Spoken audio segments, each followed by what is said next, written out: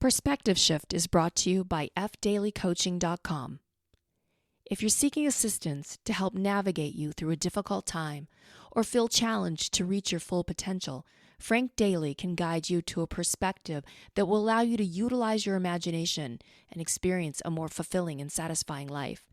Frank has been working with people for over 20 years as a coach, helping them understand the power they have to transform their lives.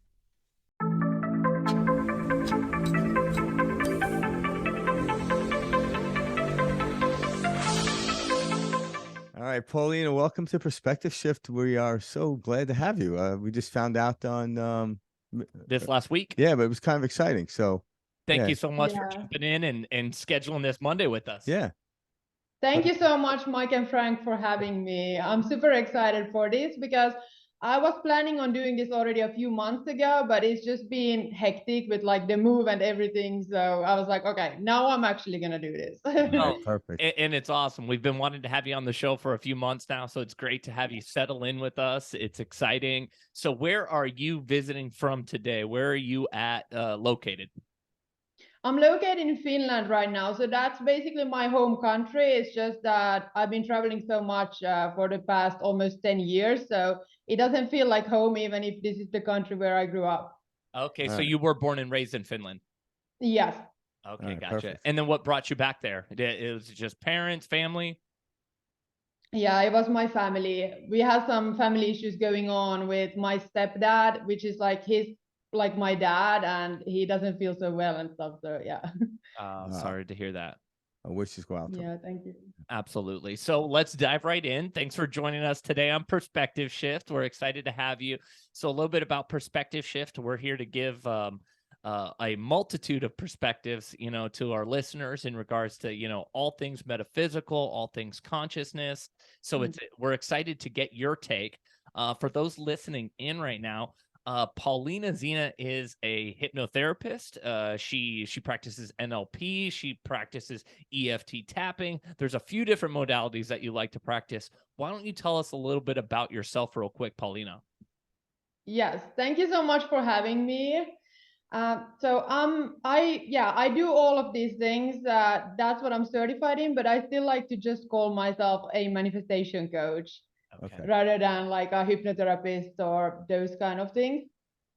And so, my approach is a little bit different to manifestation, which I feel like that's what's needed in the world, because there was just a lot of like law of attraction and a lot of like energy and stuff. And I'm bringing in the simple form of manifestation and how to actually do it in a way that is backed by science, because my mind is really logical as well. So I'm just giving the simple, practical approach or solution to manifestation, basically. Yeah, well, simplicity, we're finding out, is the way to go. We complicate things beyond no end, and this is why I think in the turmoil it's in. So So can you go a little into it just right now? We'll go more into it. Like, so how would you, if you had a client coming on, and obviously they're in a situation where they're trying to manifest better health, more finances, whatever it is. Like, how is there a 0 point that you start in? Like, what basis do you start in with them to get them to understand it? Because obviously, at some level, they're not understanding it fully. That's why they call you in. Yeah. I feel like I have a lot of clients coming to me that already know a lot about manifestation. Like, they're smart women, often they are women or like some men as well. They're super smart. They've been Googling, they've been watching a lot of videos on YouTube and TikTok and whatnot. And they just haven't figured out how to like all the puzzle pieces. It's kind of like one puzzle piece is missing and they're like, I don't know, like I know all of these things. I have the knowledge, the information, but I don't know how to actually manifest. So they haven't been able to make it work for them. Yep. So that's often where they are. And then I just simplify the whole process for them and give them the steps. And we do a lot of subconscious rewiring. So we do a lot of like beliefs work, kind of like looking at their beliefs, looking at their stories, which most of them are coming from childhood anyways, right? And changing them through hypnotherapy, for example. Okay. And most of the clients come to me because they want to manifest a relationship. So often they want to get back together with their ex, or then they want a completely new person. But I often call it like manifesting a specific person, or just like improving their relationship with their specific person, because sometimes I have clients coming in where they have already manifested their specific person, but it's not like it's hot and cold, or they don't get exactly what they want in that They're not relationship. showing up like they want them to. Exactly. Okay, I see what you mean. And then often also some come to me for business success or for just like manifesting more money. Okay. And I love that combination as well. So with a lot of my private clients, like monthly private clients, what we do is first we focus on the relationship, and then after that we start focusing on the money aspect. And I just feel like it's a really beautiful combination. Yeah, it's all the same, right? It's just Yep. if you're lacking and whatever Yeah. setting. You're just applying it to different variables. So I was taught by Jesuit priests in high school, and I went to an all boys Catholic school, and one of the things that the Jesuits taught and they were big about were, well, they had this saying, and it was, "Give me the child until age 7, and I'll show you the man." And the reason they say this is because those first 7-8 years of our life, as you know, we're walking around in that open theta, alpha state, taking in different information, like a sponge. And so one thing that I've heard working with different NLP practitioners, et cetera, people like yourself, is everything, I'm talking everything that we're experiencing comes from or stems from an experience that we had from age 1 to 8 or 1 to 7. Is that something that you would agree with? Yes, I would 100% agree with that. I feel like we're just like walking subconscious minds until we're around 7 to 8 years old. So yeah, like you said, we're just like a sponge sucking in everything. Yep. So a lot of us will think, oh, I had this horrible thing, this experience when I was 14, I was bullied from, 13 to age 16 or whatever that may be. But in reality, where that's coming from is a much earlier time period, and it's a story that we've actually carried from the age 6 or 7 or, 5 or, or earlier. And so I always like to kind of point that out when I can, especially on this show, because a lot of us don't, like for me, for example, I don't remember, a lot before the age of 7. I don't. Like I have a few memories, maybe like around 5 or 6 and stuff like that. But a lot of that I don't recall. And so because I don't consciously recall it, I don't think it affects me. And you and I both know that that is absolutely zero truth. It's very much so affecting me in ways that we didn't know. So you kind of dive into the subconscious mind and then use a mixture of, hypnotherapy or NLP work to get people to pinpoint and understand the story that they've been telling themselves, since early childhood, essentially. Does that sound correct? Yeah, definitely. And often it comes from some childhood experience that they weren't conscious of. But when we dive into the subconscious mind through like different processes, then they start, sometimes it feels like you're imagining things because you start recalling old memories and you're like, this makes sense. And often it's a completely different experience or a completely different memory that they had that they couldn't even pinpoint that this was the thing that had caused their money struggles or their love struggles. How do you help them pinpoint that? Through a NLP process mostly, because it's just been really effective. So it's kind of like through the NLP process, we go back into our childhood. Okay. Kind of like feeling like we're floating above the timeline. I don't know if you've heard of it, but Yeah. yeah. So another thing I've heard is not only does this go back from the ages of 0 to 7, but this can be from conception. This can be while in the womb. This can be pre-womb. What is your stance on that? Yeah, that's also what we were taught in hypnotherapy and also in the NLP coaching, that we needed to ask them whether it was like this lifetime or past lifetime, and how many generations ago, and was it in the womb, and how old were you in the womb, and stuff like that. So I tend to always ask my clients those questions, but I still haven't personally encountered any client who would say that it was in the womb or past lives. So Okay, gotcha. My stance on it is like, I believe that we have many different lives and stuff, but I don't really know so much But you about it. I haven't still feel encountered it. like, Yeah. huh? But you have not encountered it, is what you're saying with your current clientele. I haven't, no. Yeah. So always when I'm asking the questions, my clients are always saying that it's from this lifetime. Yeah, and that most of it is because our main focus here is when we talk about past lifetimes, they're not really past. Mhm. We're Yeah. tapping into just other it would almost be like watching I have my TV on and then I look down at my phone and I start watching a football game. But I'm really trying to watch the TV. So you're tapping into that, but that becomes very distractive. And when you narrow it down to this field, we can come into it. Now, with your clients, do you, because I believe, I come to understand or believe beyond belief, actually, I know we come here with a theme, and a lot of these beliefs that were given to us by our parents, by our schools, whatever, kind of interfere for us to get there. Because when we look at the dreams that we had when we were children, the dreams weren't really about getting things, although things come. It was about a state in which we are. And we actually, when we get older, we get into a perfect state, things that flow to us. So are you helping people rediscover why they came here, what the theme of their life is? Because that's that I find that when I work with people, that's really they're trying to lift all this garbage up to realize, oh, this is why I'm here, and then therefore it actually gives them a focus in the direction to keep steadfast, and all of a sudden they start to thrive. So it's like an athlete. Yeah, athletes like, Yeah. okay, there's many sports, but there's certain athletes that are gained or made for this particular sport. And sometimes it might take a coach to let them know that.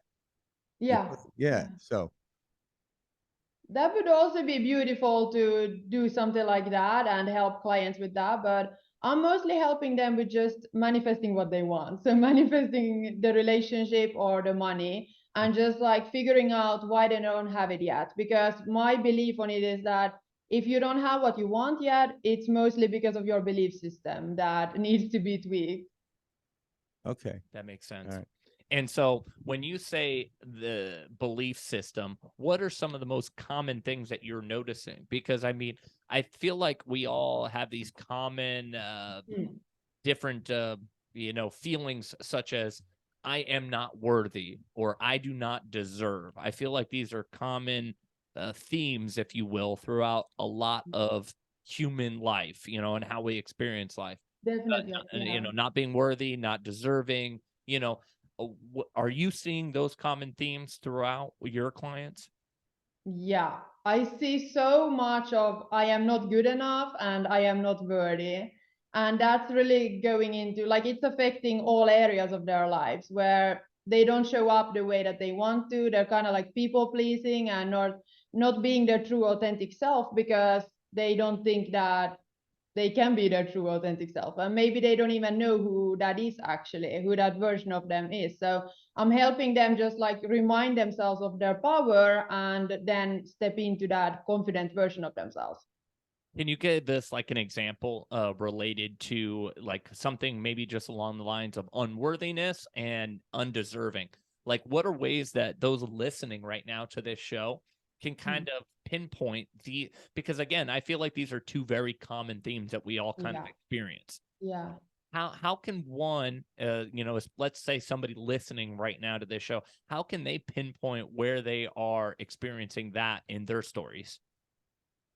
It first takes some level of awareness. You have to kind of start asking yourself, why do you do specific things during the day? So, for example, when they're interacting with their specific person or manifesting that relationship, how it often shows up if somebody doesn't feel good enough or doesn't feel worthy is that they are people pleasing and they're not asking for what they want in that relationship. They might have some needs that aren't met and they cannot just like settle for less, and maybe they don't even believe that they deserve more in the relationship, so that's also why they don't ask for more. And sometimes also in other areas of their life it shows up where they're just like shopping or over consuming things, whether that's like shopping or using alcohol or other things, or just in some way over consuming because they're compensating for their lack of self-worth. So do you get into like help training them? Because like the way I look at it, we have an ego mind which Mm. is very well needed to have the Yeah. experience. But then we have a higher mind that actually knows what direction to go. And when the ego mind has too strong a beliefs, like we're talking about, it disallows the higher mind to actually get any information in. So how do Mm. you go about like getting them to more become acquainted with their higher mind, which will lead them to the money, to the specific person, and everything else that they want? Because I think that's where people stand in the way. Because even thinking about this stuff tends to come from the ego mind, and the ego mind can be very tricky. It can actually Yeah, make you think you definitely. have what you want. So Yeah. yeah, just elaborate on that. So when you say higher mind, do you mean the subconscious mind? Yes. Or Because actually, that, we do have a yeah. higher mind that's kind of a higher conscious of mind. So subconscious is feeding the whatever you give it. So the higher mind is the understanding of when we come in here where our theme is to be moved. So the higher mind is kind of like the satellite to the phone. The phone is Mm. here, but the satellite will tell the phone or in the GPS system where to go, which way to go. But if I don't listen to it, if I have a belief, so how does how does making a right going to get me to California? So I argue Mm. with it, and therefore I don't go. So the Yeah. higher mind is literally the satellite in the sky, the bird it could see everything that you need to go, knows where you want to go, and it's always Yeah. trying to get you there. But unless you lift these beliefs and listen and trust and have faith, we tend to never get there. Would you call the Yeah. higher mind your awareness then? It's your higher mind, your awareness. Your subconscious actually will just do whatever you like. The subconscious is the speakers in the car that says, okay, make a left. I know what a left-hand turn is. Do it. Mm-hmm. Mm. So, and if I turn the car to the right or to the left, the car will do it. Mm-hmm. But is it where I want to go? So subconscious will listen to ego or the higher mind. It doesn't really care. It doesn't really, will take on anything. But there's a Mm. higher mind is a thing leading us that says, okay, this is what I want. This is what I came here for. And Yeah. old beliefs of like you got from your parents saying, you're not good enough. You can't get that. So then the ego then overpowers the higher mind and then goes in a direction where you think you can't get it. But yet there's something always pulling at us. Because if it wasn't, we would feel completely in bliss. We wouldn't even try to search for anything outside of where we are. So there is this higher mind that's pulling and trying to get the subconscious always working in favor. And then this ego mind, if it's overpowering that, the subconscious will listen to that as well. Yeah. Yeah. So I normally talk about the ego mind and then I just talk about the subconscious mind because I feel like maybe you're talking when you say higher mind, maybe you mean like higher self, but I kind of feel like the higher self is the same as the subconscious. It's there to always trying to like guide us. Yes. So how I say it, because I just like to keep it simple, how I explain it is like there's the ego mind and then there's the voice of the subconscious mind, and they're always there. Both of the voices are trying to like get our attention all of the time. And most people are so disconnected from their subconscious mind, which is like kind of like the intuition. So it's the subconscious mind speaking to you through your intuition, but we haven't learned to really listen to it. And so instead we listen to the ego mind, because often the ego mind is more loud, so it gets our attention. And that's why we're just like running in cycles. So even if we want something new, we're just kind of like sabotaging our own success because of the ego mind. All right. How do we listen to the subconscious mind? Yeah, so how do you listen to the intuition is really like, I would say it's a combination of belief work, like subconscious rewiring, but also nervous system regulation. Because if your nervous system, like if your body is in the fight or flight mode and you're stressed all of the time and overwhelmed, then the ego tends to be more active as well. It's just like really loud and really talkative. So it's hard then to listen to the intuition. Yeah, because it gets loud. It's like if you drive me a car and the radio's blasting, you can't hear the GPS tell you make a right-hand turn. That's where you miss it. So Exactly. when Yeah. ego mind is in fight or flight, that's a high beta if you're in the science aspect of it. So we're trying to get down to low beta, which is functional, or theta in suggestive, where we were when we were kids when we picked up this. Not all of it was negative, right? Obviously, but some of it was obviously, because if it was all negative, we wouldn't even know what negative was. Yeah. So that's kind of how it works. It's like you're putting it very mechanical, and it is. It's not philosophy. This is physics we're talking about in Yeah. understanding. So yeah. Exactly. Yeah. So I guess like when you say nervous system regulation, are you talking about, you mentioned too that you also are trained in breath work. Last week we had or maybe it was 2 weeks ago, we had a breath work specialist on the show. I'm sure the listeners remember Tanya coming on board and speaking with us. And one of the interesting things that she shared was just that we are always in a fight or flight state because of how we, excuse me, because of how we are currently breathing. And what she had brought up is she had mentioned that, a good like resting heart rate or like breath, a series of breaths would be like 6 to 8 breaths per minute. And we currently are breathing at much higher rate, like 12 to 15 breaths per minute, and kind of staying in this fight or flight response. Is that something that you mean when you say nervous system regulation, is getting in tune with understanding like, hey, I'm not breathing, I'm not using this instrument correctly? What do you do there, Paulina? Yeah, so I use breath work a lot, and it's just like bringing yourself back into the sense of safety, like just reminding yourself that you're safe in this moment. Because always when the ego mind is so, a really tangible example is when you're sitting on the couch and watching Netflix, for example, just having a nice relaxing evening with your specific person, for example. And then the ego mind starts telling you something like, what about rent? Like, we have to pay rent next week. And then you go into the fight or flight mode. You're like, you're kind of like just like clenching up, or what's the word? And then you just have to take a deep breath and remind yourself, like, no, I'm safe right now. It's okay. Like, I can deal with it later, but I'm safe in this moment. Because the ego mind is always coming in, and it's like, reminding us of something that we need to think about for the future, for example, or about the past. I think that's something everybody can relate to. Exactly. Yeah. Like, that's a perfect example, Yeah. And so just bringing yourself back into the here and now, which is kind of like the present moment, but it's also just showing the body that you're safe right now. And will you agree, like over time, if you notice this with your clients, when you have them practice these techniques over time, their baseline becomes more set or connected to the subconscious, which is always vetting for you to get what you want, opposed to the ego mind. And for some people, it happens quickly. But I know for me, over the years, I've been doing this for like 30 odd years.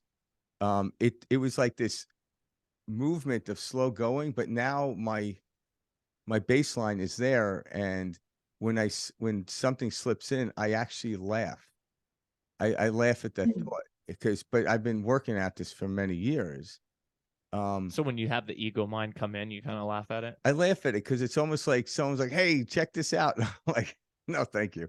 I've been sold on that for too long. Yeah. I laugh because actually laughter is the quickest transformation of perspective. That's why we love comedies. It can take your perspective quicker than anything spin around. So I've learned out of conscious effort to laugh at these things, because instead of, if I don't laugh at it, I'm going to try to, the mind is going to try to analyze it.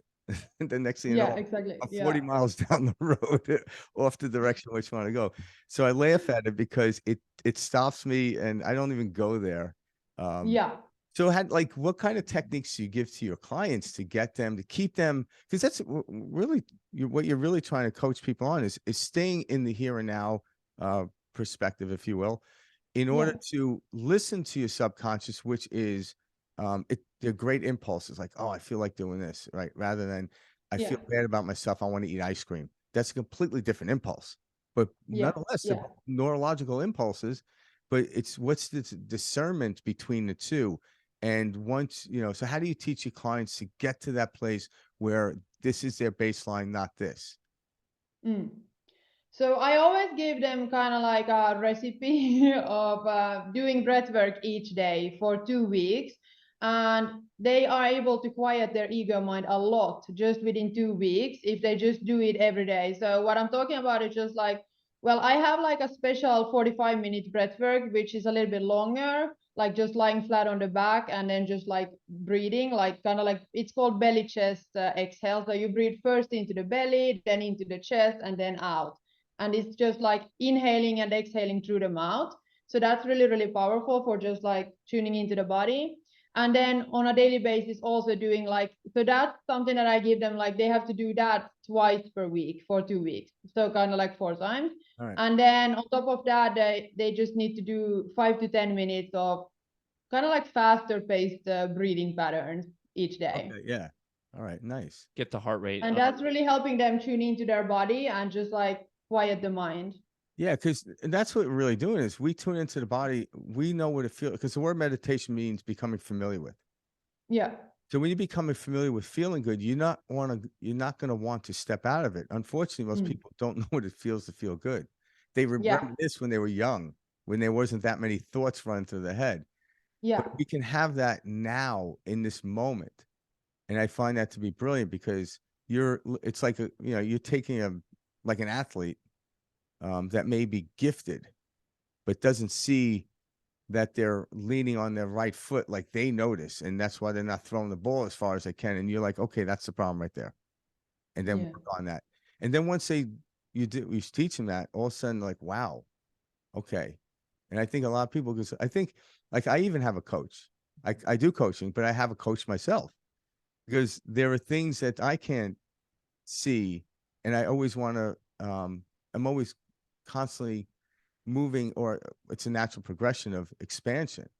So having somebody, again, a lot of times too, I have to see my coach a lot less, because my intuition or subconscious then becomes my coach, right? I think that's the major goal, is for that to come over. So yeah. And I'm always telling my clients as well, this is why we do this approach in my coaching, because I can tell my clients whatever. I can tell them, if they ask me, should I do this, should I do that, like which choice should I make, I'm always guiding them back to themselves, to their own intuition, because like their own inner guidance system, because I know that I can tell them whatever, but if their intuition is telling them the opposite thing, that's what we need to go with. Yeah. Great point. And it's getting them to understand and read the intuition properly, rather than because it can be a negative impulse opposed to an intuition impulse. Yeah. How do you help them discern between the two? How do you help somebody understand what is an ego mind speaking versus a higher mind, or in a subconscious intuition? That's a good question. So the thing that I always say is like you can distinguish between the two when you learn to listen to the voices and ask yourself, is there some emotional like charge? So if it's coming from your ego, if it's like fear or anxiety, there's always some emotional charge. So there's always like, it's always in a rush. It's always in a hurry to get you to do something or go somewhere, and it can't wait. And it's really not a loving voice either. It's like, do this now. And then it's kind of like overwhelmed, because it's like, do this, do that, do this. And it's kind of like, make up your mind, like, what do you actually want? Because it's not giving you just one clear direction or one clear guidance, compared to like your intuition is just nudging you in the same direction over and over again until you listen. And it's coming from a more loving space, but it's also like it's more neutral. There's really not that emotional charge where it's like frantic, where it feels like you have to do something now because otherwise you're gonna die. Yeah. I see what you're saying. Yeah, and it's true, because when you get to that place in neutral state of like, whether you do this thing or not, it won't matter. So then you end up doing it. And that's the brilliance of it, because you wouldn't want to choose to sit on the couch and eat Haagen-Dazs unless that was there's nothing wrong with that either. I just use that as an example and how a society. Maybe for a few days. Yeah. Yeah. Well, there's actually, and that's a belief structure too. So there's nothing wrong with that. Like we didn't come here to be abstinents. We just like you're teaching people how to understand their subconscious mind intuitively, get them to where they ultimately want to go. And sometimes sitting down with your specific person eating Haagen-Dazs is the greatest thing you could do in that moment. Yeah. So it's not, it's not a bad thing. I think in the world we look today is a lot of people always ask me, what should I do? And they often, like, even they'll look at me like, I remember I was doing something and someone pulled out like a donut, and someone asked me, want one? And the other person, oh, Frank doesn't eat donuts. And I'm like, what do you mean I don't eat donuts? Like, how do you know what I do? It's like, well, you're always working out and doing stuff. I'm like, yeah, it's because I enjoy it, but there's I don't have any restrictions on my diet. And I think the assumption is if you do this, you have to do that. And this is why people get hung up, because like, if I have to do that, I don't want to do that. I'm like, that's not how it works.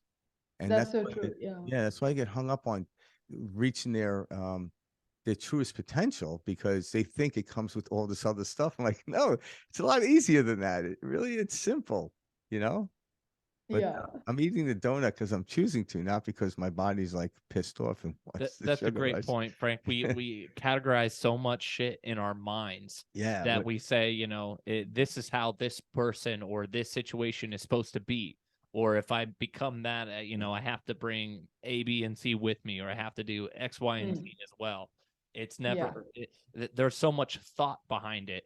So one thing that I took away that you were just saying, Paulina, is that emotional charge. Would you refer to that as attachment? Is that a good way to describe what to be able to tell the difference between that ego and that intuitive, you know, subconscious mind? Is there much more attachment when the ego mind is speaking? I would say so, yeah. Or Yeah. just in general, like some kind of emotion, because when the intuition is speaking, there's like not really any emotions. It's more like neutral. So it's more like just clear guidance. But it's often like your intuition says something, and then 3 seconds later, or 5 seconds later, your ego mind comes in and tells you the opposite. So kind of like talks you out of the experience. Yeah. that's why I start to laugh. Yeah. It comes in like this little annoying thing, and meanwhile, the more subdued information comes in, because it is very subtle. But Yeah. the more refined you get, it becomes so obvious, and that's where we come into the understanding of, there's sensation, and there's also what we call synchronicity. Mm. So we get body sensations, but then there's also, and can you touch on this? Synchronicity shows us in the physical world that Yeah. these sensations moving in this direction are actually working, because it's part and parcel to put together. Because we first start with how we feel, and then we start moving. But if I was feeling great but not getting things I wanted, I'm like, that's not the combination how it works. So synchronicity starts to show up almost immediately when you start to feel good, and then it helps you in the outside world to follow that thread and feel good, follow that thread. And so you touch on that a little bit. That's where a lot of people get hung up.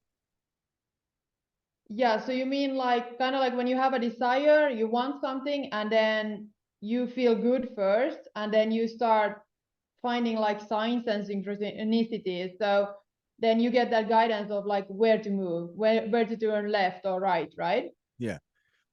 And then what I've noticed is, and all of a sudden you won't get the full picture, but you'll start to see No. how this is actually working. And so when you see it work, so in other words, if you wanted more money and you started um, tapping into your subconscious and read into intuition, and all of a sudden you go outside, you find $100 on the ground. This is literally showing you it's working. You're just going to get more of it. But some Yeah. people are like, but I asked for 1 million. I'm like, if you keep following the thread, the million will show up. Yeah, it's kind of like you're just always being guided by your subconscious mind or your intuition, but you only see one step. It's kind of like on a ladder. You only see that one next step that you have to climb.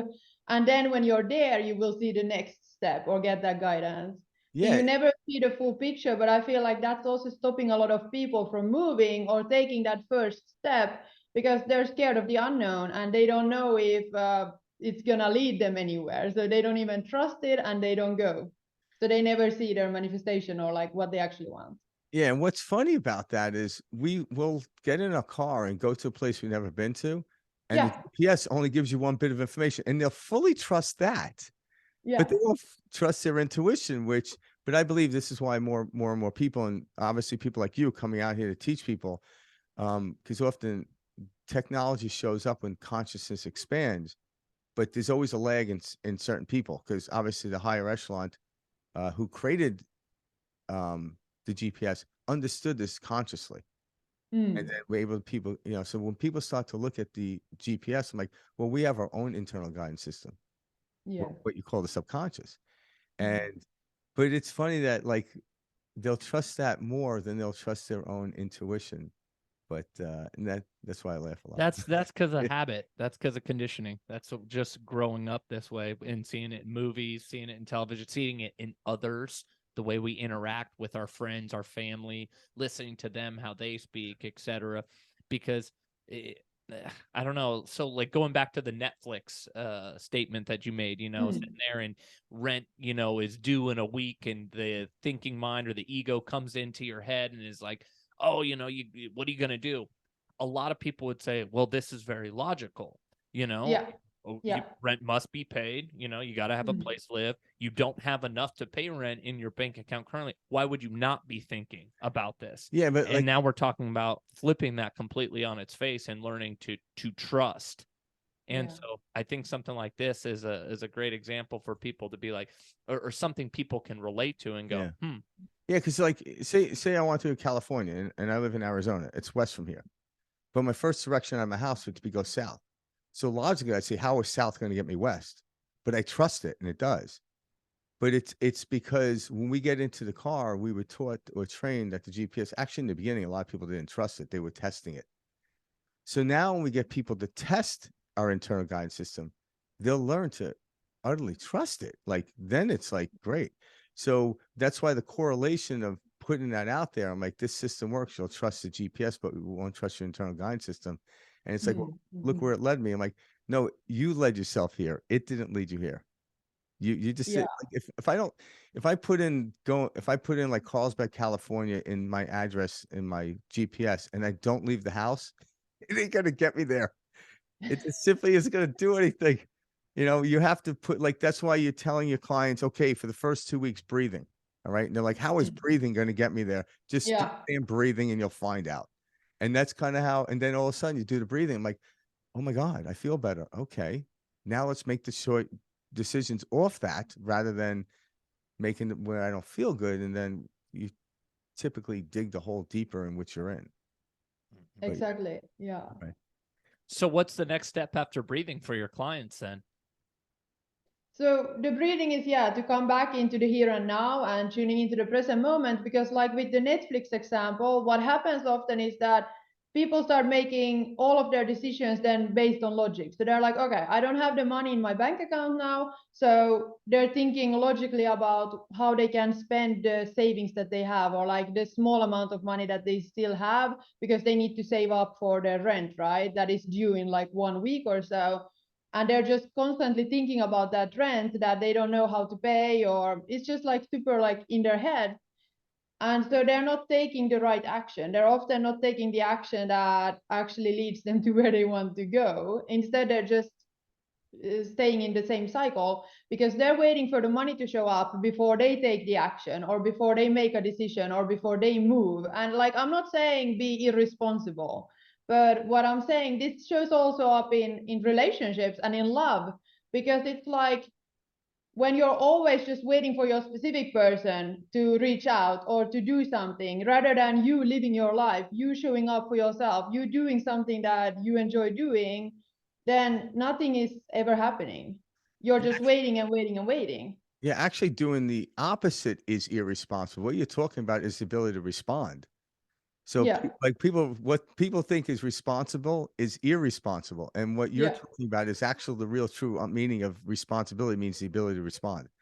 Technically, Yeah, exactly. Yeah. So, and it's it's just funny so 'cause backwards thinking nowadays. oh, it is. So the paradoxical understanding and people are starting to wake up to it. Obviously, you're probably noticing more clients coming your way because they know this works, but they don't know exactly, and they need your coaching in order to see them get started. Right? Like everyone learns to drive a car by being taught how to drive a car, so to speak. Exactly. Rather than And saying, also with your intuition, it doesn't happen overnight, because I feel like we're always waiting. We're like, okay, we need to be perfect. We need to 100% trust our intuition before we take the next step. But it comes with action, it comes with practice. yeah, It's like you test it a few times and then you start trusting it more and more, because you're like, okay, it actually works. yeah, and that's why you probably find this with your clients and even yourself. There's this natural progression, like you said. The reason we're never perfect is because we're not done. Yeah. Yeah, that's why we're never perfect. We're never done. It doesn't mean you're imperfect or the system itself is perfect because we want to keep adding on. But it's so refined that it's almost like when you have a car now, you're driving it, and if you slightly veer into another lane, it starts to beep. So it helps avoid the car accident. where years ago you didn't do that. You got into a car accident. So that little beeping is your friend now, not your enemy. And it's like, oh, and then guess what? It'll be a very long time before that beep goes off because you're more conscious. Because when they heard the beep, oh, I was drifting, I was distracted. So that pretty much what you're teaching people is not to be distracted by, because if you think about the rent, that's future. If you think Yeah. about how good you felt, that was the past. And I'm like, this so depression and anxiety come from both ends of that. But when you're in the present moment, rent is not due now. And if it Exactly. was, it would be presented to you how to deal with it. It always Yeah. is.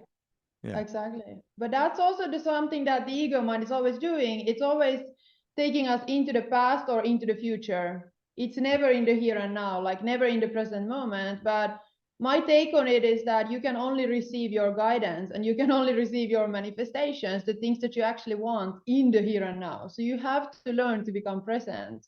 Yeah. That's exactly. Yeah. Perfect. Perfectly said. Yeah, Yeah. that was great. Good. So as far as I just want to keep going back to this example that you're talking about. So like responsibility, like we're talking about just a moment ago. So when you're working with somebody, can you explain that? So at the end of the day, like we're worried about the rent that needs to be made. We're worried about what needs to be paid. The only way to pull ourselves out of that is to, not have our constant attention and focus on that. So we need to bring that back to ourselves. Explain like what is our role and what is our responsibility? Like what are our next steps in a situation like that when you have the mind tugging at you? So when you have the mind overactive, I would say it's your responsibility to go back into your body, because you can't be in your body and in your mind at the same time. So if you work with your body, and the more you work with your body, then you're not going to be in your mind as much anymore. And then you're kind of like, when your mind is talking to you or telling something, you're not going to believe it to be true. There's going to be that sense of like awareness that it's actually not you. And so you can just let it talk like a machine, but it's not going to affect your next move or your next action. Okay. Yeah, so you're not trying to stop the mind, you're just not paying attention to it. And eventually we find out when you don't pay attention to it, it starts to get quiet. Well, I do think that's the key, because No, the whole trick, the trick is not to stop the mind. Good luck. If that's your goal, good luck. It's going to keep doing its thing. No. You have to watch it like clouds passing by. That's why I laugh. Yeah. Because like the more you're trying to fight it and resist it being there, the harder it's gonna get. Like it's just gonna be more and more loud. Yep. You ever seen one of those Chinese finger traps things that they put on your fingers? Have you ever seen that? Do you know what I'm talking about? I don't think so, no. It's like this little piece of fabric that's woven, and you can put your fingers in it. And the more you pull and tug on it, the tighter it gets. But it's when you like let go and just loosen up, you can get it off both the fingers. And so I always like to give that as an example of like a reference to the more you struggle, the more you're trying, the more you get caught in the web. Yeah, exactly. Yeah. And when you take on a client, like to what point? Because I think a lot of it is you're teaching them this is a lot more simple. Like Mike talked about the finger trap. When you learn how to do it, the simplicity is relaxed and your fingers will come out. Like how resistant are people to the simplicity of what you're talking about? Because people think it's very complex, where the system itself is complex, but the utilization is simple. So because that's really your job, is to get them to the simplicity of it in order to let this amazing machine, if you will, or a system run. But the complexity of how we think about it is why we tend not to use it. Yeah. So could you just like, what's the question? Yeah. No, how do you get your clients to get to see the simplicity in it? Like of manifestation or of, are we talking about nervous system regulation or? Yeah, this like it's taking it down to a more simplistic form rather than thinking about too much. Because people think I have to do this, I have to do that.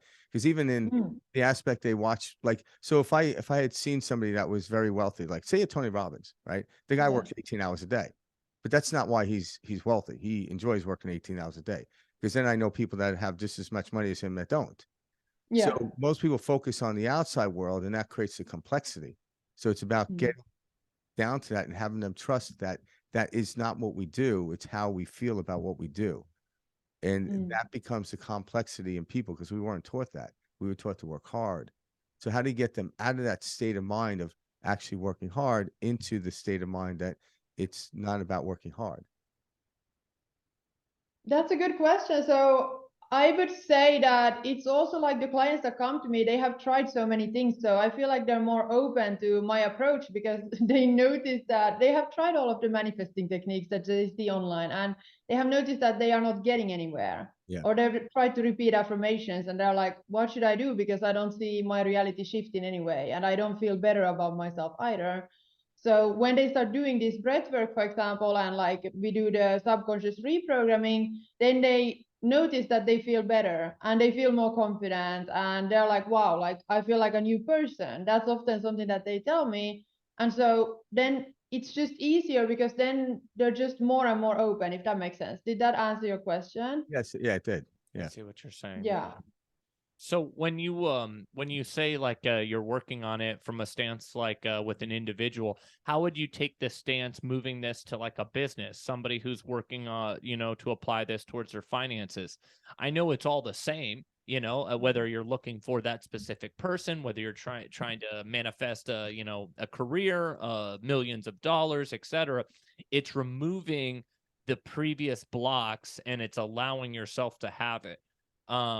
I forgot, it's from a movie, but it was like the quote was something like, if people knew how easy it was, like magic is just allowing yourself to have it.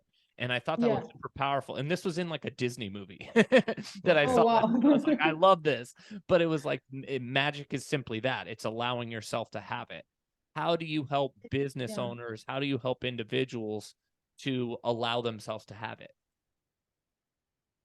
So, when you're relaxing yourself through the body and then you're changing your mind, and you just suddenly start becoming more open to new possibilities, and you just start seeing opportunities everywhere. And that's just when everything starts shifting. So I don't really understand if I'm not sure if I answer your question because I feel like it's not so tangible to me. No. No, What you're saying is, yeah, what you're saying is perfect. Yeah. yeah. We're asking questions that the average person would probably ask. Mhm. So we're coming into the understanding because the people are going to be watching us. That's why we're answering them perfectly because you're simplifying them, and that's what people need. Like too complex will lose people. So Yeah. no, you're doing beautiful. Yeah. And at the end of the day, I see what you're saying. This all comes back to that state of peace, that state of balance, this natural, balance within yourself type of thing. What do you do differently with business owners than with people who are looking to manifest their specific person? So I don't do so many things differently. It's just like we're focused more on the money side. So I would say that the approach is a little bit different, like in terms of like the steps for manifesting, like the steps for manifesting a specific person or the steps for manifesting money. But in general, it's just the same thing where you have to get clear on how much money you want. And then you just have to keep your mind open, which is like being able to relax and being able to see opportunities and see that it can actually come in, because so often we're blocking it because we don't believe that it can actually work, or we don't believe that it can be so easy. And so my work is really to just like keep their minds open to all possibilities. What advice would you have for those listening right now who want to manifest more money? What would be a good starting point for them? Breathe. I would say, first of all, get clear on how much you want. And if you don't if you're completely new to manifesting money, I wouldn't go into the millions first. I wouldn't say like, okay, I want to manifest 1 million. I would start with like $10,000 or something like that, like a smaller amount. And so you set the goal, and then you ask yourself, what is the money going to do for me? And then after that, you're going to start noticing as you go through the day, you're going to start noticing that your mind is going to tell you why you can't have it. So your mind is going to give you reasons for why it's not possible. And so those are your limiting beliefs that we then are working through. Okay. Yeah. And also too, no, because I've had people like dealing with this. And even if you ask for like $5,000, at any moment you could ask for more. So people like, well, they get stuck because they think if I ask for now, they're not. I'm like, no, it doesn't work that As way. if you get one shot. Yeah, like if you go to a restaurant and ask for this meal, it doesn't mean tomorrow you can't ask for another different meal. So that has to be clear, because I'm like, so like you said, taking it from like from $1 million down to $10,000 to the human mind, or even ego, that's doable. So do it now. Okay, now let's ask for the million, because I know it works. And at any moment you can go to the billion, but it's about knowing how this works. So taking it down to even, hey, see if you can make $100 today, and they do. I'm like, okay, yeah, I should ask for 10,000. I'm like, no, it showed you that it worked. It's about working the system, if you will, rather than having the system work you. That's kind of how I'm living. Exactly. Yeah. So do you advise, so like a lot of people, the thinking mind, they'll get really hung up on this. And I know, especially in your line of work, just from speaking with Kayla and whatnot, a lot of people will want to affirm all day, I am a millionaire. I am a millionaire. I am a millionaire. When we all know Jeff Bezos is not walking around saying, I'm a billionaire. I'm a billionaire. I'm a so when we're looking at it from this aspect, where does your attention need to be? Because a lot of people at home will feel like, if I'm not focused on something, then I'm not telling the universe that I want it. And that I feel like is what's keeping it from me. I'm not telling the universe enough how to change to what I want to experience as reality. What would your advice be to somebody about that? Is it good to be affirming all day? How do you know that you're sending your intention out and letting go of it is going to work for me? Yeah, that's a good question. So the approach that I always take and I give my clients is like just setting the intention, like mentally, or writing it down on paper that this is what you want, and then kind of dropping it. So not thinking about it too much, just trusting that it's going to happen, trusting that your subconscious mind is much more powerful and is just much more smarter than you, so it understands what you want after that. So when it comes to money, for example, you just set the intention that this is the amount of money you want to make, and then you keep yourself open to possibilities, not like entertaining in the stories of like it's not going to work out, like how is it good, how could it happen, like it's not going to be possible, like all of these kind of stories that the mind is going to feed you. Not entertaining those. That's what I mean with like keeping yourself open to all possibilities. Do you need to set the intention every day? No, just once. So that's at least what I do, and then just like trusting that guidance then. But it's really about following your intuition, really about following those like nudges that tell you to go somewhere or call someone suddenly that you haven't spoken to for a long time, for example. Yeah, it's kind of like when you get in your car and you're going somewhere, you don't keep putting the address in the GPS. You just do it once. Yeah, just once. Now, how much play does the imagination take in this whole process? But I also want to say here that this is why I'm telling you to set the intention once and drop it. But if you haven't relaxed your nervous system, and if your body is not relaxed, then what tends to happen is we're just creating more resistance.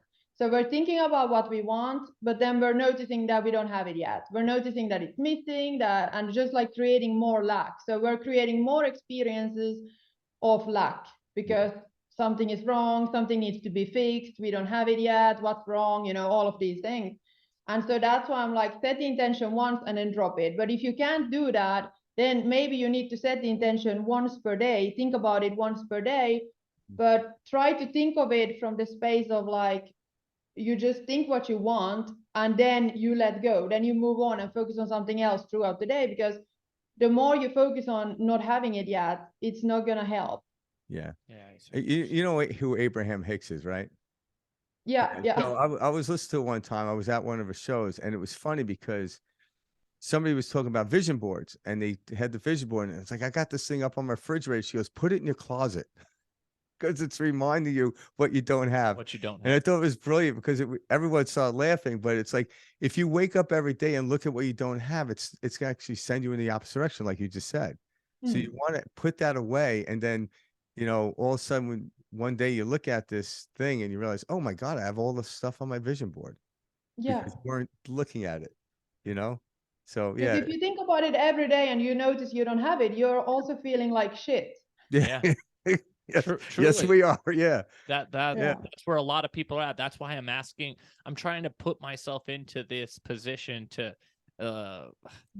ask these questions, because these are all things that I've had run in my head. I've yeah, had Yeah. people ask. I've seen people ask, and so I know these are questions for anybody listening. Might be like, but how does that work? You know, do I need to, Yeah. you know, have a constant, because we were taught that, like, if we have a goal, we're focusing on it all the time. Is that actually detrimental to our success by focusing on something that intently? I would say it doesn't matter how often you focus on it. If you can focus on it and be like neutral, or then be more positive about it. But if you focus on something you want and then you're just focusing on not having it yet, creating more lack, that's where it's going wrong. yeah. Yeah, and Because most now we're creating more resistance. And if you're creating more resistance, then you can't really, it's harder to get what you want. Yeah, most people at some level are already doing, like, they'll have an intention. Like, we know we're going to eat dinner tonight. I may think about it in the morning, but I don't think about it all day. But if you can translate that into like having $1 million and use the same system, they'll start to Yeah. see it working. But like, well, dinner always shows up for me. I'm like, well, yeah, but you realize that's the same exact system. You're just applying it in a different direction. So people are already doing this and not aware of it. They're not conscious. This is how they got dinner that night. They're not like, Yeah. am I going to eat dinner tonight? Now, there are people on the planet that do that because they're in such dire poverty. But we're talking about the average person that live in America or anywhere in some, Western world, a Western country, that you're already doing this. Now just apply it, or be conscious about doing it and apply it to getting a specific person, getting more money, getting a better business, whatever it is you want. Yeah. Because you do it every day. You do it on things that you trust will happen. Yeah. Yeah. What did you do for yourself? Like, do you do any type of self hypnosis, Paulina? No, I have tried it, but I've noticed that it's not so effective, because often when you get into a hypnotic state, it feels like really like deep relaxation. And so then in order to remember what you came there to do when you're super relaxed, you have to kind of like pull back into the conscious mind. So you go out of hypnosis, if that makes sense. Yeah, I see what you're Yeah, saying. because if you're trying to give yourself new information, you're Mm. like, I don't care. Yeah, Yeah. But if there's no guidance, there's like no audio that you're listening to, then when you feel relaxed, it's kind of like you don't remember what you came there to do. Yeah. Yeah. So now the question we should ask earlier on, but it doesn't matter because this is all happening now, is how did you get involved in all this personally? Yeah. Yeah. It's a long story, but basically, it was like in my teenage years, or like late teenage years, early 20s, I was battling with a lot of health conditions. So growing up, I learned to trust the authorities, watch the news. And I don't know how much you can say here, but not to be banned, but No, I you can learned to say it watch all. the news. Yeah. Huh? Say everything. Yeah. This is Okay. not censored. Yeah. Yeah, and trust everything that everyone says on the news, and like the government and the authorities, and also trust the doctors, because the doctors knew about your body better than you. Like the doctors know you better than you, right? So that's the mentality that I grew up with. And then I was battling with a lot of health conditions, and I went to doctor after doctor, and they didn't know what was wrong with me, and they couldn't they only gave me medication. And I was like, I was so young, and my intuition has always been strong. And so I just remember my intuition was like, no, like there must be a different way. Like this is not the way for you to eat medication all of your life. And that's how I got into all of this, because I had to start Googling and find my own information and be like, what's actually wrong with me, and help myself, because I was like having bad anxiety and panic attacks that led me to like the emergency room in the middle of the night, because I thought I was gonna die. And I was just like having not psoriasis, but like lupus. I don't know if you've heard of it, but it's kind of like completely red face that looks like a butterfly. Like inflammation in the body, like hardcore inflammation, because also my nervous system was like in the stress response all of the time. And what else? I had like eczema all over my body, and it was just like I had a hard time breathing. There was like mucus here and just a lot of things going on. And so then I found hypnosis, and that was the first thing that actually helped me. So before that, I was doing a lot of different things. I was doing like manifesting techniques, like working with like psychics and tarot card readers. And I was also doing like playing with water, like to the 2-cup water method, and writing things in my journal, like the 555 method and affirmations and all of these things, and nothing helped. And then I realized that nothing helped because I had things going on in my subconscious mind that was doing all of these things for me. And so when I reprogrammed my mind and I was like listening to hypnosis audios, which it came from self-concept, when I was working on like just believing that I was deserving, believing that I was good enough, that's when everything started clearing up for me. Yeah. Yeah, because all the other techniques you mentioned, they actually work, but only in the moment which you're in. So unless you have all day long to flip water back and forth, but we want to be able to sit idle without our mind destroying our experience. So doing self-hypnosis is pulling out that devilish thinking, if you will, so we can sit idle. But like, yeah, there's a lot of things you can do to distract yourself from that noise in your head, and it works. But once you're done, it just comes flooding back in. So it becomes problematic. That's why a lot of people overeat, overwork, over exercise, because in the midst of doing it, they don't feel the pain. But what you're teaching people is no, you don't want to feel the pain when you're sitting idle. You want to be nice in that place. And now it's like you're Neo in Matrix. You could see everything coming at you, and you could stop it, slow it down. That's the state which we want to go or start from, and then move into this experience. All right. Thanks for sharing that story, by the way. Yeah, that is, and congratulations to you. That's not easy, especially different health things manifesting themselves into physical form. You know, to overcome. So good for you. And it's cool because that is a physical representation of something that you were able to alter, you know, through, you know, learning to use your mind. Yeah, use your subconscious. Imagine if family members watch you transition from that to that was probably miraculous for them, because they couldn't understand what you were going through in your mind, but they saw the physical change, and then they're probably like, "What the hell did you do?" Lay down, I'll show you. Yeah, right. And that's why, like, when you tell that story, the reason I like to ask people stories is how they got into it, because a lot of times it is because they were up against a wall. I don't think people haphazardly get into this type of work, especially as a coach or a healer.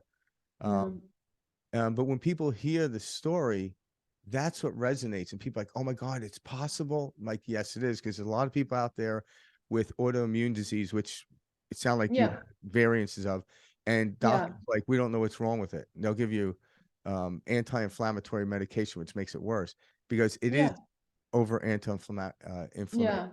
And you can show people based on your experience. You're not like, this isn't theoretical to you. This actually happened. And then you were able to get out of it. So and like the doctors, they didn't get to the root, because my mind has always been looking for the root cause of things. It's like, okay, but why is this happening, so that we can rip out the root so that it doesn't happen again.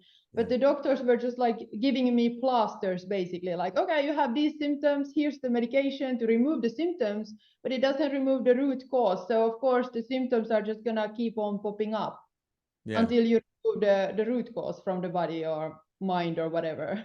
We're also trapped in that same story here in America. That's exactly how our society works as well, you know, which is, you know, the doctor knows better, you know, more about the body than you do, you know, which I love the way you said that, because that was so powerful. That is how we're trained to believe, you know, that a doctor knows more about you than you do. And that couldn't be further from the truth. And that's so mind blowing. And I'm really to grow up in. Yeah. And I'm also really thankful that I had the wake up call so early, because nowadays I don't really trust authorities that much anymore. I trust my intuition more. you are your own authority. That's really exactly. I think when we look at all this stuff, we have people like coaches like yourself are guiding you, but you're not doing the work for anybody. You're actually just showing them how to do it. And that's the premise here is, but that we come from a world where people are like, no, I have to constantly tell you what to do. That, you know, one day we won't have governments people are like, what are you talking about? I'm like, do you really need someone governing and setting policies on your life? They're like, no. I'm like, one day we'll get out of this place, but fear is why we have a government. Yeah. All right. Yeah. As we eliminate it, I don't need someone to govern me and set policies. Your subconscious is your governing state. Yeah. And it's always Exactly. on your side, by the way. It's never going to try to cheat you out of taxes. You know, it's not going to do that. It's going to always, it's always going to lovingly take care of you. Where your government, Yeah. not so much. You know, they have better interests in it. Yeah.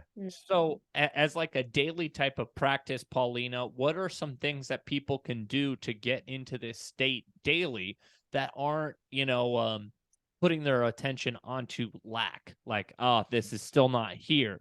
What are some good techniques that we can practice? Or what are some things that you coach on and suggest in order to move and take action?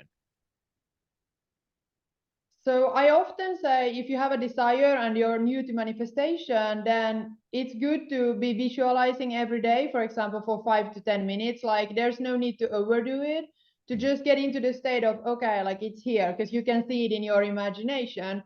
Or if you're not so good at visualizing, which is like, it's a skill that you learn, because I used to suck at it, but I just learned it over time. And now I see like really clear images, but it took over like 1 year for me to just practice and just sit down.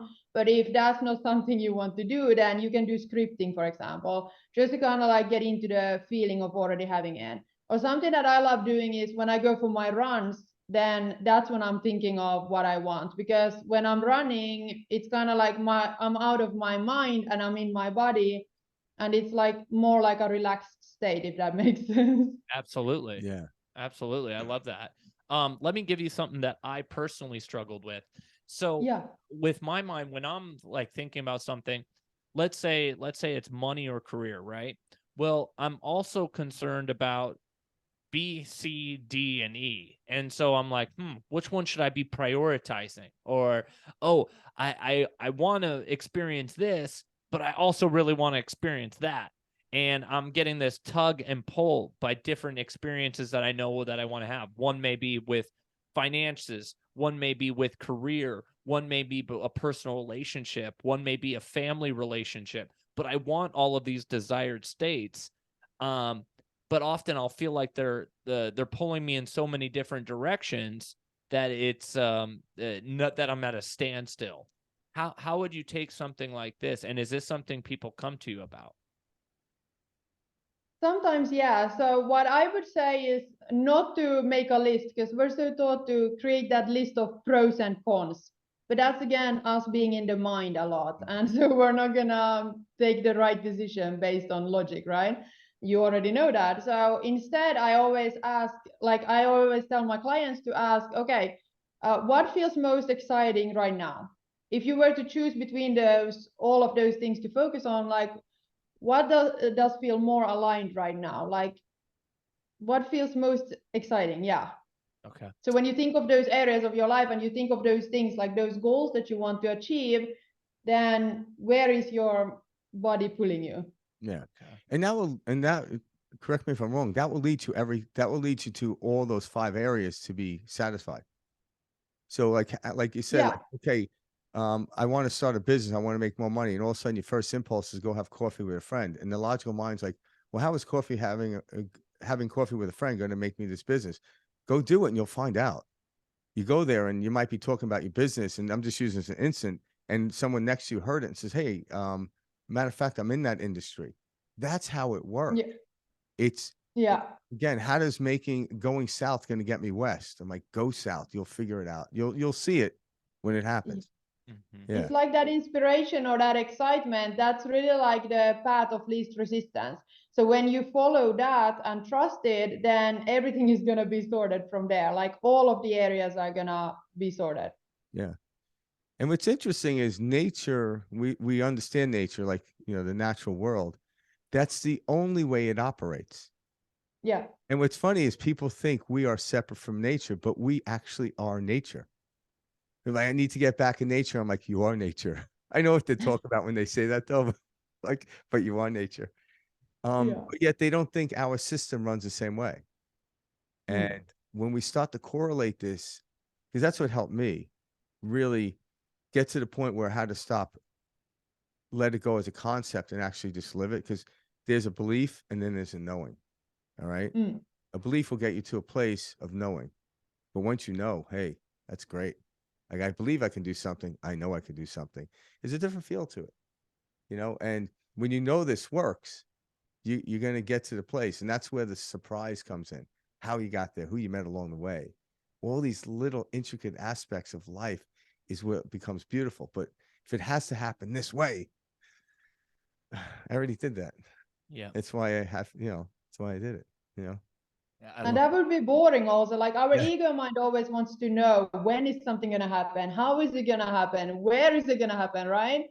But it's like, that would be so boring to know exactly everything. it Yeah. truly would be. Yeah, it'd be like living yesterday over and over and over. I'm like, no, we don't want that. Yeah. I think that's the thing we think we want, and then we start to experience things, and then we're like, oh, I don't want this. Yeah, and Yeah. the reason we think we Yeah. want it is because maybe yesterday we stepped into the unknown and it felt great. So now you're trying to replicate it. I'm like, no, Mm. hang on to the feeling, not that what you had done, and that's why we try to replicate it, manufacture it. That's why it doesn't work. So that's where it came from, because when you did that thing, you stepped into the unknown. Maybe it was haphazardly, or you didn't recognize it, but nonetheless, it worked out. And then like, okay, Yeah. what did I do yesterday? Let me redo that. And I'm like, that doesn't really work that way. Yeah, It seriously. doesn't. Like, even when I meditate, I don't expect the same feeling. It's different every time, but nonetheless, it's glorious every time. Yeah. One thing I know on my journey, Paulina, was I began to trust, and the more I would trust, that next level or that next rung on the ladder would appear, and things would start working out, and they were like Yeah. I intended. And this was mind-blowing. It feels like magic. It literally is like, oh my God, like this worked. And that allows you to kind of free up a little bit more space, and then a little bit more and a little bit more, until you're walking into the unknown, like you, Frank, just said, where belief, it's no longer, oh, I believe this is going to happen. It's, I know this is going to happen. And that's the stage, or that's where you're helping your clients move through, correct? Yeah. Yeah. Like that series of steps. Because at the end of the day, I mean, from the moment you wake up and you open your eyes, you set that intention, move forth, go into the day, have a smile on your face, relax, tension out of the shoulders, no tension in the body. And it's from there that we create. Is that something that you would agree with? Yeah, definitely. Yeah. Okay, cool. Now, a lot of questions. And that's also why I'm helping my clients find safety within their bodies, because then it's easier to step into the unknown. Yeah. Yeah. Because You don't want to jump off a cliff unless you're wearing a parachute. Yeah. Because then it's fun if you have a parachute, Yeah. Yeah. Got to have the right tools with you. Yeah. So, so I get this question a lot, and I know it varies, but I'm going to ask you. So when a client comes, a respective client comes to you, roughly, even though it's difficult to say, is how long are they working with you till they finally get this and see how it's working, to where they can somewhat maybe check in with you maybe once a year rather than in a continuous basis? Because I know a lot of people, because when I talk about this, people are like, yeah, well, then I have to see you forever. I'm like, no, it doesn't work that way. I mean, if it worked that way, I'm not doing my job. So, like, what would be the timeline? And I know it's maybe you could pull in your head without mentioning the person's client, someone that was fairly quickly, because everyone's gonna be different. I know that, but a lot of people know, like, oh, if I can do this for this period of time, I'll do it. But if I have to keep this person in my speed dial for the rest of my life, I don't want to do that. That sounds like a cult to me. And I'm like, yeah, that is a cult. So what would be like a timeline of someone coming to you, to seeing their own manifestations come their way, and then from there on you just get more of that, so to speak? I would say it takes 2 to 3 months. Okay. Often clients also come to me and they're pretty stubborn. So sometimes they don't want to do all of the things that I'm telling them to do, or they don't fully trust in my things or whatever. And then they try to resist it for some time. So that's why I'm like, okay, 2 to 3 months, because there might be the first month, some of them are really like living in resistance and just really like, no, I'm not gonna do it this way. I'm gonna try a different way. Yeah. And then they try it, and then they are like, no, I don't see anything from this. So then they follow my guidance.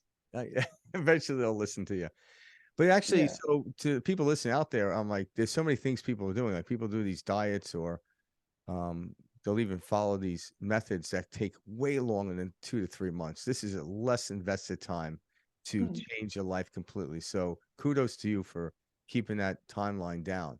'Cause that's pretty, and the 3 months is based on the person that's stubborn, right?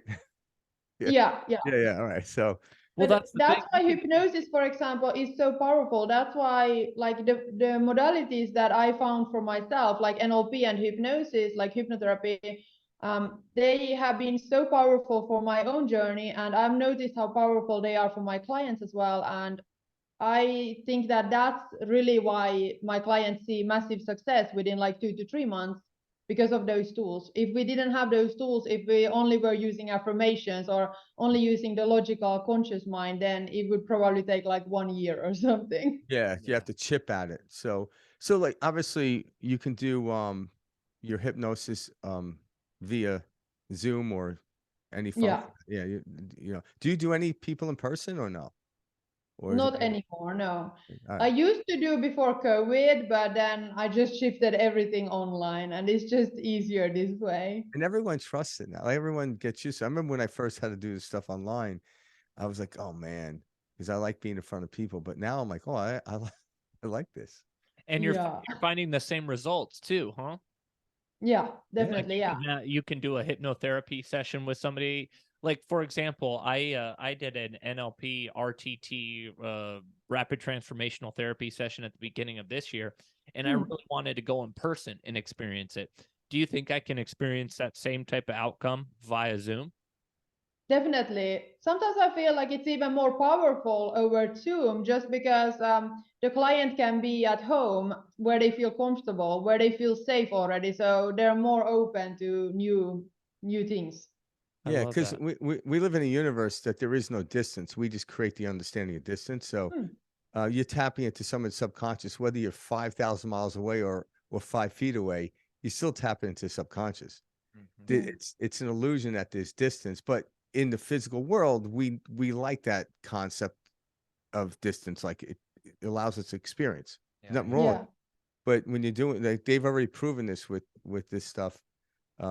Even like because I do emotional code um Yeah. releasing, and like I can do it with people in front of me doing muscle testing, or I can muscle test for them, and it works. It works Hmm. amazingly. Wow. So there is no distance in the universe when you're talking to subconscious. Subconscious doesn't know distance. Yeah, yeah, Only yeah. we do. But it's good. But yeah. Tell me about the EFT tapping that you referenced. What is EFT tapping, just for those listening? Because that's something I want to also touch on. It's like short for emotional freedom techniques. So it's something that has been used in like therapy where for like trauma and stuff like PTSD. And they've also noticed that it works for anxiety and stress and overwhelm. It's basically where you're talking out loud and then you're just tapping on different points of your body. It's kind of the same meridian points that is used in acupuncture in Chinese medicine. Okay. Okay. So when it comes to the modalities you do, which one do you feel it's the most effective? So if someone said, "Hey, I want to get to the root of this quicker," like which modality would you choose for them? Hypnosis and NLP, those are like my two favorites. All right, But if I hypnotherapy. had to Yeah. choose just one, it would be hypnosis. Okay, yeah. What's the Yeah. difference between NLP and hypnosis, in your opinion? It's just a different kind of like guidance, a different kind of process. Hypnosis is more deep because you have to really like focus more and like relax your body more. Whereas NLP is something that, well, you can use it even if you can't visualize, but it's really based on visualization. So if there's a client that can't really visualize, it's not the most efficient one. Okay. All right. One thing that I thought was very interesting. So for those listening, my girlfriend Kayla, she's friends with Paulina, and that they talk Yes. regularly. And so one thing that Kayla was sharing with me that you had mentioned in the past, Paulina, that I thought was fascinating. So this last year of my life, year and a half of my life, I have become much more like health conscious in the different choices when it comes to like what I'm, what food I'm putting into my body, what I like to eat, what I'm staying away from, what I don't like to eat. And she said that one time when she was talking with you, you expressed that, like as you begin to level up and as you're, become more conscious, more aware of these different, states and how you feel and what you're, focusing on, your body doesn't want to consume, poor quality foods. Your body wants to consume, it's seeking these light foods, these, grown by the sun, like actual light, in your food. Can you talk about that for a little bit? This is just something that is just my own, that I have noticed just within my own body. So it's not really something that I can speak from a science perspective. It's just something that I've just noticed. I'm kind of like a person that just notices different things, and yeah. Yeah. Yeah, because actually, when you start to look at it from the science standpoint, I always say this, you can go 3 weeks without food, 3 days without water, 3 minutes without oxygen. So, the way we were taught is to focus on our food, then drink. So we have it backwards. If you start with the breathing and you get the body's feeling good, all of a sudden you're going to want to drink more water. So if you're working out or doing the breath work, you drink more water. The time it gets to food, you don't crave food emotionally. You do it for sustenance. And it might just be a salad or whatever it will be. But when you start from trying to break the craving, you're not going to do it. You might not eat the Oreo cookies for a couple of days, but then a day goes by and you eat the whole damn bag because you're not getting the body or the feeling of the body in that state. You're just trying to will it to death, and that you can't do that. So starting with the oxygen in the outside world type of stuff, all of a sudden you're going to start feeling good. If you feel good, your subconscious will say, eat this, and you're going to listen to it. And it's different for everybody. This was just the first year of my life where I've really noticed, like, there was just certain things I was like, I don't want that anymore. It's because your subconscious saying the subconscious saying it's a waste of time to do that, and the subconscious like, I'm a very efficient individual, a very efficient being. Let's please not go down that route. That's what, because that's really what anxiety is. It's inefficiency. Yeah, I just believe like the concepts that we're talking about, even when it comes down to the food that we eat, et cetera, these are all tied together. And so that's one thing I just like to kind of bring up and mention, especially for those listening. You'll start to see as you're stepping into these new realities, new habits come with them, new, desires, new wants, come with them. And you're like, wow, I never was that person, a year ago, 6 months ago, whatever. And it's because you're not. You're literally not that person anymore. It's like, it's like Tom Hanks is no longer Forrest Gump. Exactly. And that's just normal. But it's cool. And when you're going through it, you're like, it's like, no, I did not change. I am a new person. Yes. And that is what's so powerful about these techniques. And as you are consciously creating and you are co-creating with this experience, you're leveling up, or you're taking that next step on the ladder. And so that's just something I like to bring up and get your point and take on it. Well, my take on it is that from what I noticed from myself was when I started getting into meditation and breath work, then because so many people are emotionally eating, so we don't really have that awareness of why we do certain things, like why we feel like eating this food today. It's just something that we do, and then we eat junk and stuff, like junk food. And so when I started doing more of these things and became more aware of my body, like more in tune of how I felt and stuff, I noticed that I needed less food. That was like one of the things, but also like I needed more better food. So I just noticed that I was like more sluggish, more slow, more like brain fog and like dizziness and all of these kind of things when I started consuming alcohol, or like it's just like I can't drink alcohol anymore, and I just can't eat junk food anymore, because the payoff is not so like I'm paying more for eating junk food than what I actually get out of it, if that makes sense. Yeah, your machine is very refined now. Yeah. It's you more look at, sensitive. Yeah, exactly. And that's the brilliance of it. So trying to quit drinking, this is the best way to do it. You don't try. But when you become more refined, you wouldn't want to do it. You'll get sick. And that's why with people at lower vibration, they can wake up every day with a hangover and they don't notice it. They're not going to Yeah. go along. They're going to have a rough go at it. They know that. But the more refined you become, you wouldn't choose that. That's the brilliance. You don't have to think about it. It's just, no, just don't do it. And we notice now people that are getting to higher levels in this planet, they're eating far less. Yeah. Yeah, because it's, it holds you down. You don't need as much sustenance if you're not wasting energy.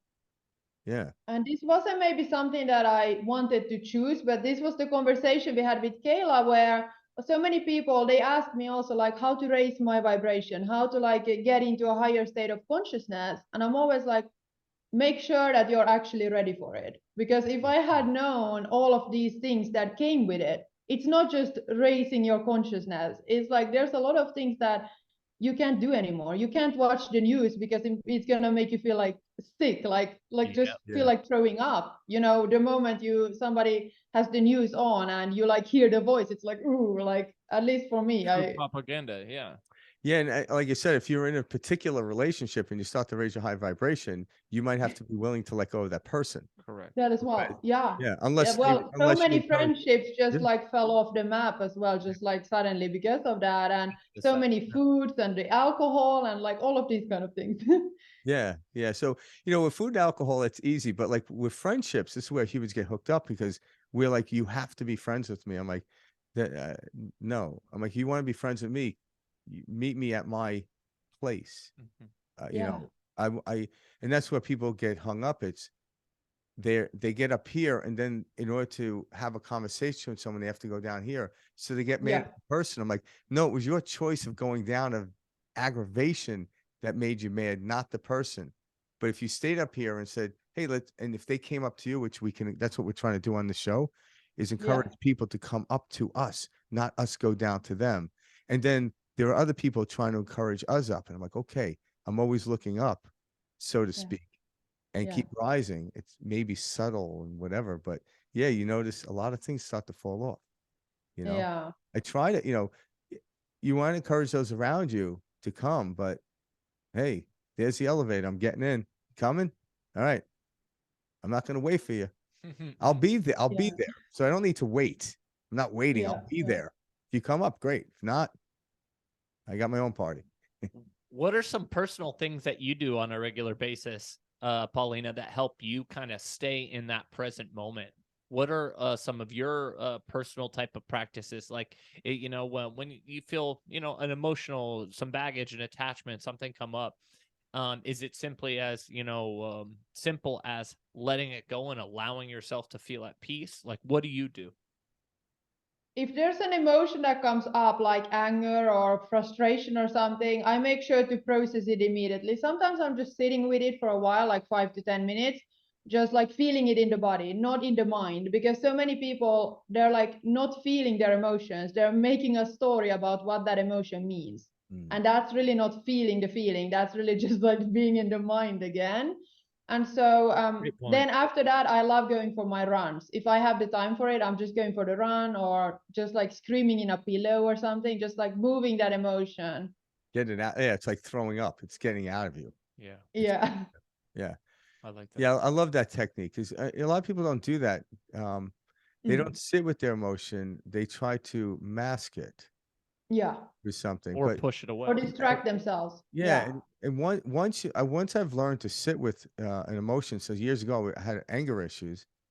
I remember one time sitting with it, and it came so close that I had this euphoric feeling when it popped, and I realized it was it was better. I shouldn't say better, but it was almost like this grand meditation I had, and I just sat with it.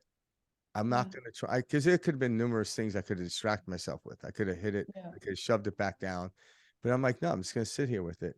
And it came so close that it bursted, and I realized I never got that angry ever again at that level. Anger still came up, but not at ever that level. Now I can actually, when it comes up, I laugh, you know. But I remember that just sitting with it. It was the most amazing experience at that time I had with that, rather than trying to, what should I do to get over anger? Splash water on my face. Like that won't distract me. I want to know how to get rid of it. So it's a brilliant point you made. Sit with your emotions and they'll teach you what it is that you're scared of, what your beliefs are. So when you say sit with it, you mean honor it, like, allow your body to feel that sensation, not attach a story to it, but just simply be there with the sensation, correct? Yeah. Feel the sensations in the body, wherever you feel it, like sometimes in the chest, sometimes in the throat or the gut or whatever. Just like sit with the sensations. And it can feel really uncomfortable as well, depending on what emotion it is. But it's like we're trying to distract ourselves or run away from it, So rather than just sitting with it. Yeah, so don't distract yourself from it. Don't try to change course. Sit with it and experience it. And then does it kind of just pop, like Frank was talking about? Kind of goes away type of thing after you've sat with it enough? And usually that's like what, 5 to 10 minutes? Yeah, normally it does go away. Yeah. Yeah. Okay. Well, the one quality energy has, even if it's negative, it's constantly moving. Yeah. So it can move up here and then you could shove it down. You could play ping pong with it all day long. So if you just allow it to go here, and like you said, when it gets in your throat or your heart, it hurts. But once it passes through whatever physical direction you want to look at, it goes away and then the heart opens up. It's this amazing feeling. And then you remain closer to that feeling as your baseline rather than like the shoe's going to drop. When's the other shoe going to drop? I'm like, no, I'm not wearing shoes anymore. And emotions are really just energy in motion anyways. Yeah. They just want to like move through. That's it. So you could. Should we not attach to our or the emotion? Because emotion is energy and movement. At the end of the day, attaching to that does not make sense, correct? Yeah, I would say so. Yeah. Yeah, even what we call like really good. And you're always going to have some certain like emotions and stuff coming up, but then it's just like your job to just sit with them and just allow them to be, accept them, because it's normal. It's a part of the human experience to have all sorts of emotions. Yeah. And in some cases, your emotions and what we call negative ones are trying to tell you something because your emotions are attached to your organs in your body. So this is not the brain we're talking about. Like they're attached to so if you have emotion of say anger or something like that, it can be attached to your lower intestines and your heart. So you might want to listen, like you might want it to rise up so you can unblock that energy that might give you a heart attack or some type of autoimmune disease in your stomach. So they're there as a safety mechanism, just like the beeping on the car. I'm like, oh, thank God that car beeped. I mean, it beeps, so I know not to hit the other car. And then over time, you catch it quickly. That's how all these diseases come about, is because we fail to recognize our emotions. And they were trying to tell us something at the time. And now we have cancer, and now we have a heart attack, and now we have this. Yeah. So they're attached to something. So let it come up. It will tell you. Once it moves through, it will tell you.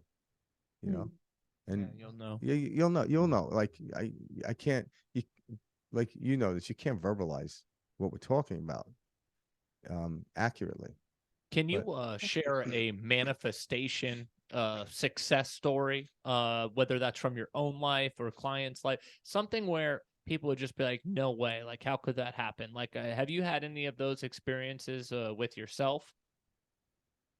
Yeah, I have had it myself so many times. For example, when I was, this is the story I'm always saying, when I was manifesting my specific person, I was blocked everywhere. And that's kind of like a circumstance that so many people are like, oh my God, like I'm blocked everywhere. They don't want me anymore. They don't have any feelings for me. But I bumped into him, and it was kind of like my intuition leading me there. And when I was asking him, like, what are you doing here? Because he wasn't even living close to the place where we bumped into each other. It was just like a lot of things leading him there in that moment. So just like a lot of crazy stories like that you just can't make up in your mind. And this is also the thing, it's like I've always had this mindset of, if I don't see something, I don't believe it to be true. I don't believe it to exist. But when I've had so many moments like this where it's like you just can't explain it, there must be something higher. There must be like something working on behalf of you, which is like, I call it the subconscious mind, that is always on your side guiding you. Then it's like you just have to trust it, even if you don't see it. Yeah, because like every day we see the sun come up, but does anyone know how it got there? Like, it's just an amazing feat every day. Like, so life is a miracle, but people, they get so stuck in their world, they don't see the miracle, and then they don't see really how it works. It is, and there's no accents in the world. It's just an accent would be misunderstanding what actually happened. Yeah. But like you bumping into your specific person wasn't an accident. You just rose to the level and he was at that level and you both were at that level. And of course, you're going to hit Yeah. each other. That's how it works. And for example, I had a client and she wanted to manifest a better paying job with like more money that was going to pay her better and like treat her better on all of these things. And she went to like fix her lashes to like the place that she always went to. And then they started having the conversation. Like she set the intention the night before. Then she had the eyelash thing where she was fixing her eyelashes, like the beauty technician and stuff.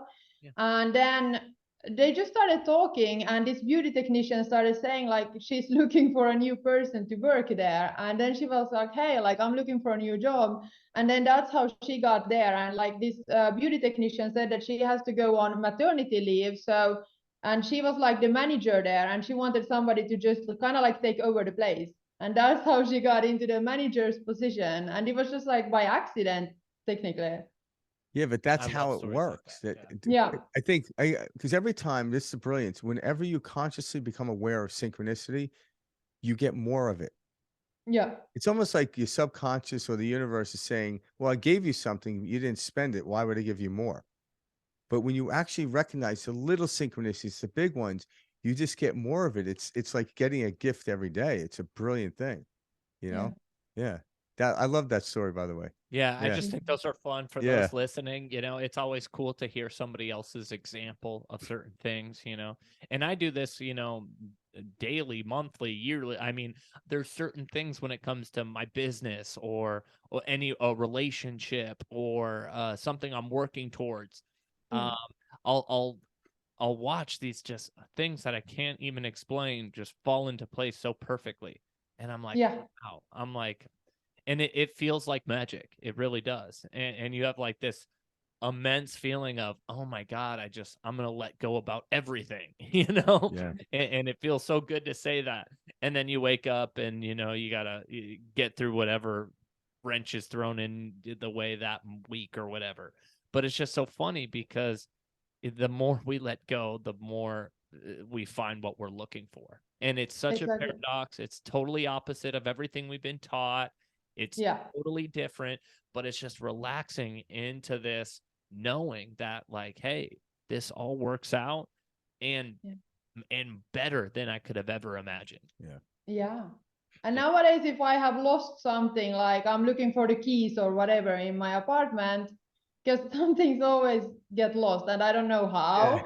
But then I'm just like letting it go. I'm focusing on something else. And then my subconscious is always taking me there. And then it's kind of like telling me, look in this drawer or check this thing. And then when I check it, that's where the thing that I've been searching for is. So I've noticed that I don't find anything by searching for it. I have to just let go and do something else, and then it will come. Yeah, because you can't search for who you are, and I think that's what it is. And then when you find them, you kind of laugh. It's kind of cool, It right? is. But when you're frantic, I remember years ago, I was in this place.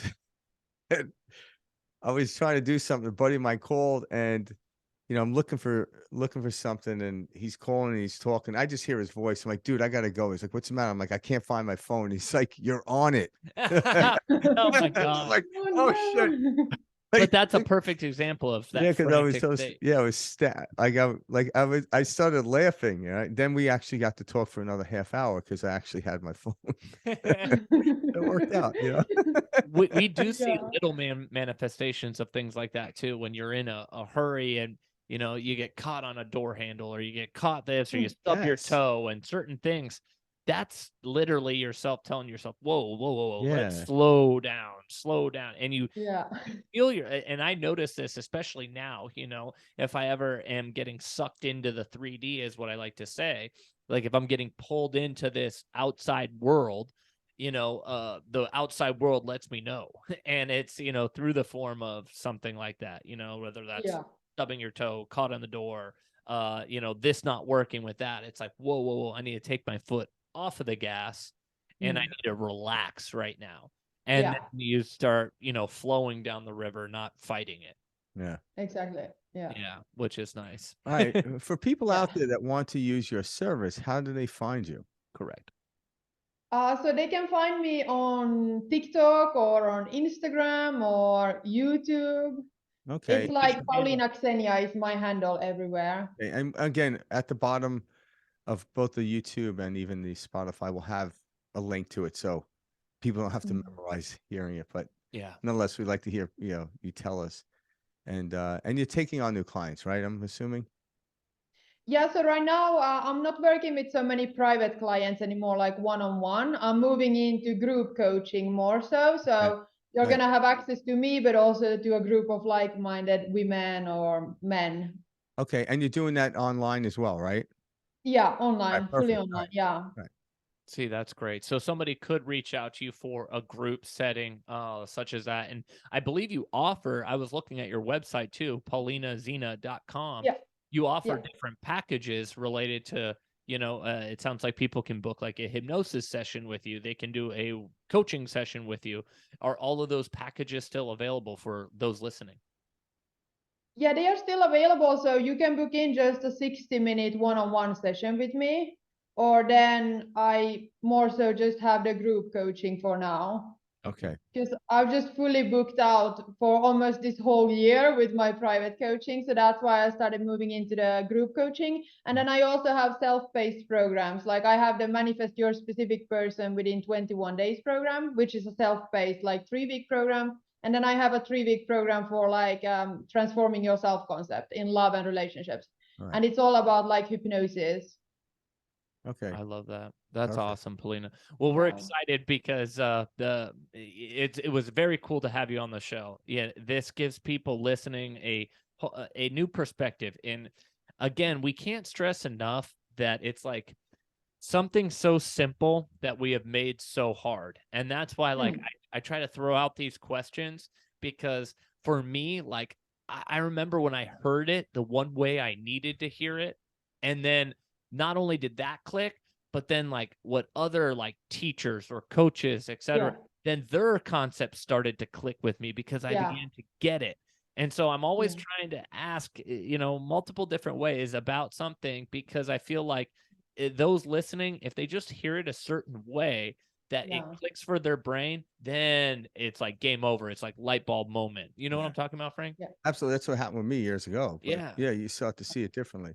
Because that's it. If we just use our eyes, when you look out into the world, everything is upside down and backwards in actual technical terms. If you took a spoon and looked at the reflection, your reflection would come backwards, upside down. Well, we live on a round planet with a domed atmosphere.